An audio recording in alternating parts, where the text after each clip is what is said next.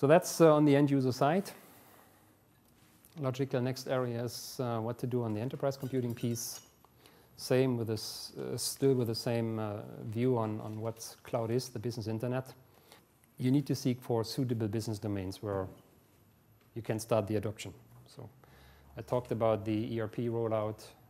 Obviously, this is not the area I go first, right? So I don't try to go there and say, let's move that all to public cloud. Although it is based on an infrastructure as a service basis. So it's pretty unique. I mean, in my professional life, I've not worked for a company that can say that we don't own a single piece of server hardware. This organization, with exceptions in some local offices, but from a global perspective, what we call serious infrastructure, we don't own a single transistor. Nothing. So it's all on infrastructure as a services approach. Then employee management. Very challenging in an environment that we have.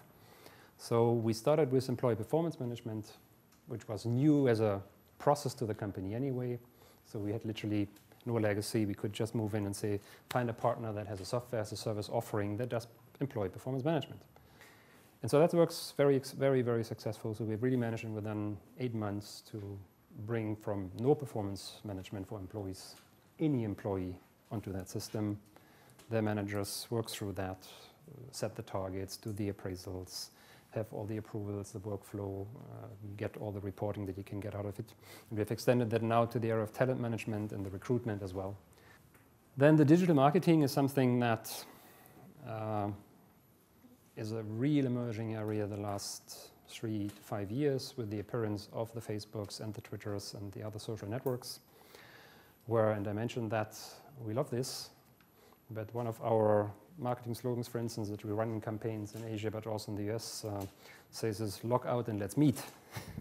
So it's really about creating groups of followers and having places in those networks where you present the idea of getting together, where you present also marketing campaigns and parties and whatever is necessary there. And then get people off their shares and of their laptops and let them rather take their mobile device to the place where the party is on and where then the community builds and where our products can be enjoyed. It's also a platform to foster the message of responsible drinking, so it's always paralleled with being responsible and making sure that everyone is of legal drinking age and so on. So that can be done in parallel, and I think it's very important. It's one of the aspects that we as an organization always try to follow. But behind that, you have something that is a beast called disposable applications. So a campaign for Bombay Sapphire runs 4 weeks. Afterwards, boom, it's gone. Will never be used anymore in this particular shape anymore. So you don't go there, you have no way to pay a development environment and develop something, go through all the stages, have it there, run it 4 weeks, and trash it, and then have a return from it in the conventional picture. It's not going to happen. So this is really the example where digital marketing results in the end of the day in a series of those disposable applications every year. There's more or less every month 2 or 3 or 5 that go out, being run. You gather information as well, depending on what you do. There might be games and people can participate, and there's all sorts of involvement that you generate with your potential customer base. You take the data from there as well. And so this is all moving really to public cloud primarily, where we just have the environments there, run the platforms there.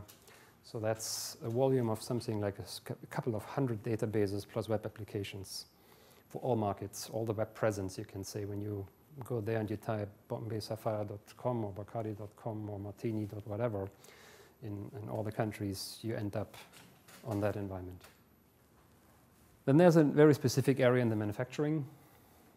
I mean, there are not that many spirit manufacturers on the world, and still you have questions which are really related to the manufacturing process. There's analytics to be done of the ingredients. There's some quality assurance software for sampling things and making sure that the quality is correct. There's some specifics that have to do with the regulations. So for this, there are niche applications where today those partners do offer either software as a service solutions, or if you have to buy a re-license, then we put that all into the public cloud because, again, from the criticality of, it's not transactional usually, it's sufficient redundancy that you can build with the tools which do exist. So that's a typical area where the decision is based on cost to say, okay, that's the right way of doing it. At the same time, we have to make it available to many markets. So I mean, we go away from having 10 of those, but have one of those as the global solution. That's part of the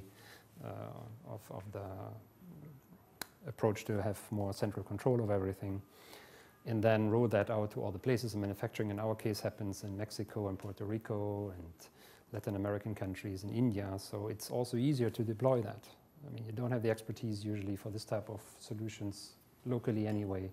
So there's no way of flying those guys there and let them do that.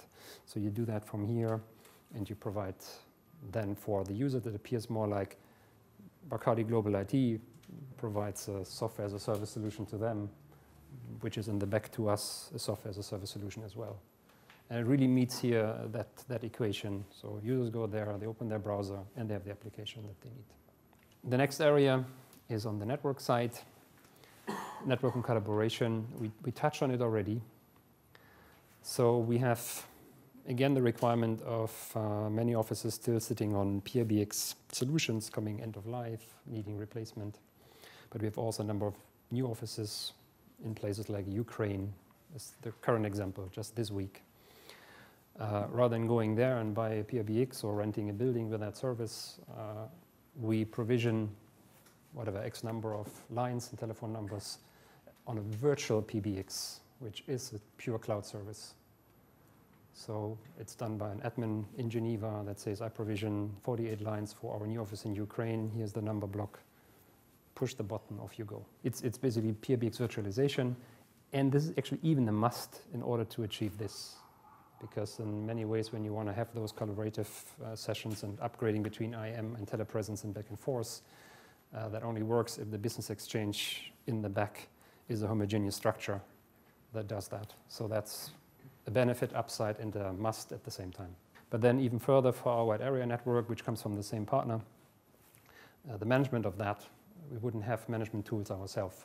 So all the management tools of this are today cloud-based as well. And that includes security settings, the firewall management, the bandwidth allocation. We have dynamic compression as well to optimize bandwidths and so on. So that's managed there.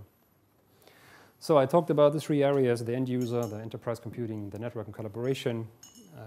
This is a true cloud adoption strategy. Of course, a Mojito is produced on the ground. It's hard work of good people knowing the recipes and doing that right. But at the same time, we can really make use of cloud services which have the maturity today that they can support the business effectively if the areas you choose to work with cloud capabilities are properly selected. So it's always the good thinking of what's mission critical, what is also important, but maybe you can design for also some of the worst cases. It becomes a very tangible tool to solve business requirements where I don't think any other way would be available in the environment Bacardi works in from a cost and from a capability perspective. So it's about identifying the business areas. It's quite important to think about that and then make that part of a strategy. Cloud, in our case, in our company, is not a hype.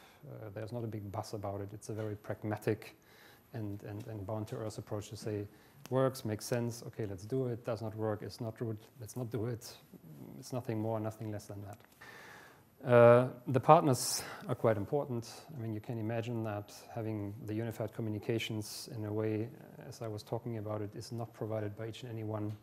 So we had 2 years ago a very extensive RFP, RFI to select this partner, and even at that time that vision was already there. It didn't exist in reality, but at least there's a supplier had that vision.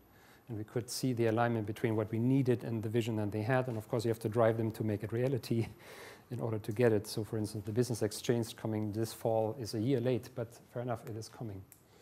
And helps us to really leverage on those capabilities now. And of course, it would look pretty unsmart if it were not there, because we have bet on that capability to be available.